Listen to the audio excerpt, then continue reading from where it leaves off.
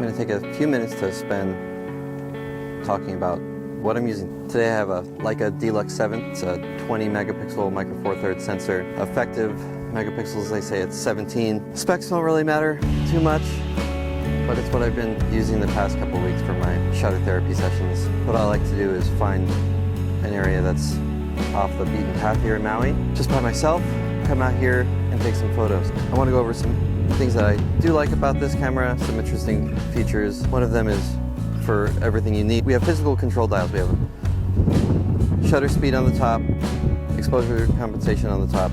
We have physical aperture. One of these things that's really cool is this aspect ratio switch on the top. It has 4:3:1:1 for square, 16:9 for cinematic, and 3:2, which is like your standard full frame ratio.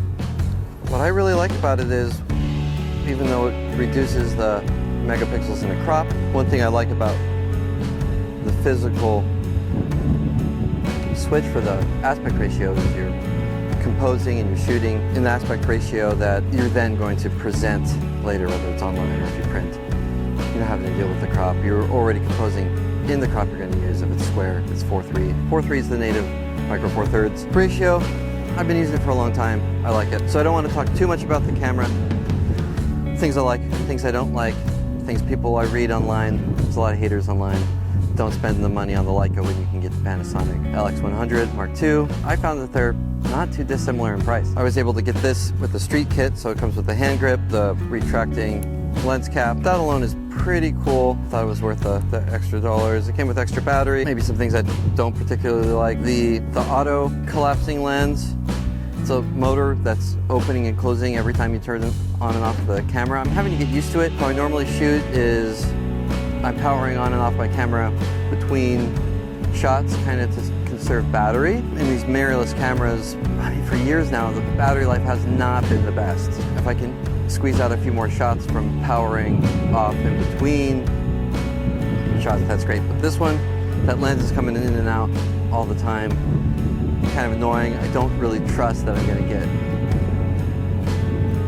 not that I'm not going to get more shots out of it, but that I'm not going to just wear at that motor. So this is an area I've seen it driving by, just this stash of equipment. Years ago I came by and I took some pictures, I took some self-portraits. It's been a long time since I've stopped here again, maybe 8 years, and it's still here. It's still here. It's kind of crazy. Just the same stash of equipment hasn't moved. I see some tire tracks going through here, so maybe they've been planning on using it for something, which is maybe, and I've seen the gate into the area open a few times. So that's kind of part of the point is I'm going to go on a walk. I'm going to take my camera. I'm going to show you guys final images from this camera, whatever camera I'm using. Picked up some old digicams on eBay this past couple of weeks. I'm going to take those out.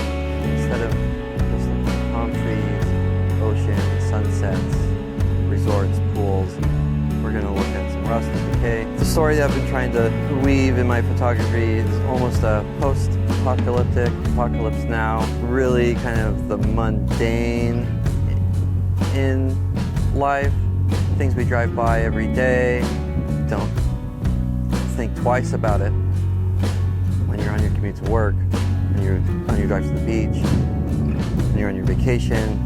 Maybe you do notice it out of the corner of your eye. But I'm really wanting to focus on those things, focus on things that are forgotten. Here on Maui, we have those here too. It's not just vacations, it's not just fun, it's not just mimosas on the beach. Day-to-day life here is just can be just as much of a grind.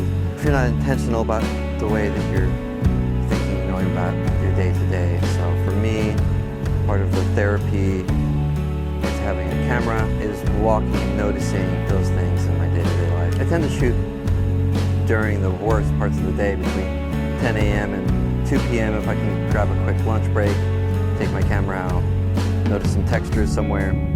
But it makes it for a really challenging, it adds a lot kind of to the look that I'm going for. It's real harsh, but it's not always pretty. Clipping highlights, really dark shadows, compositions that can make it challenging. That's kind of my look and my feel. So it adds to a narrative and the story I'm trying to tell, but it also makes for a difficult shooting experience. So let's do this. I'm going to take this camera out in this area and share the results with you.